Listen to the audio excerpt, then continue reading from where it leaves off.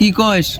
এ বন্ধু আর কইস না, আমার বাড়ির সামনে একটা সাপ বাড়াইছে, রাতে আরতি জ্বালাতন করে। এই ব্যাপার বন্ধু, আমার কাছে তো বড় সাগরের নাম্বার আছে। এ বন্ধু তুই তাহলে কল দে। আচ্ছা দাঁড়া বন্ধু, আমি কল দিচ্ছি।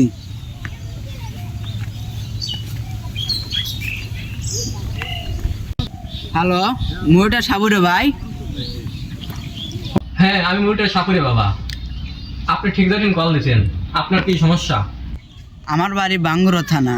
আমার বন্ধুর বাড়ির সামনে সাপ বাড়াইছে। আমার বন্ধু রাতে হাঁটতে চলা সমস্যা হয়, আপনি একটু আসতে পারবেন? হ্যাঁ ভাই, আমি আসতেছি, কোনো সমস্যা নাই। এই চল, একটা সাপের কাজ করা আছে, ধরে নিয়ে আসি। হ্যাঁ ভাই, তাহলে আসেন। কিরে বন্ধু, সাপুরে ভাই কি বললো? এ বন্ধু আসতেছে।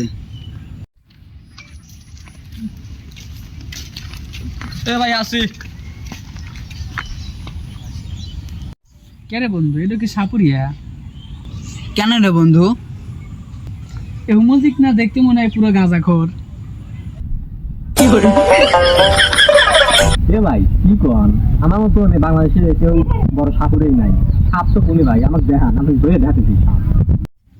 লন ভাই, সাপ দেখাই। ভাই এইখানে সাপ আছে।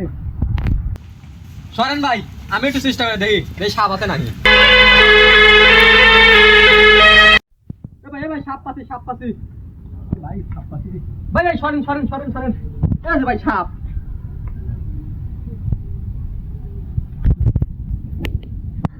থাকেন ভাই, জায়গা সাপ ধরছি।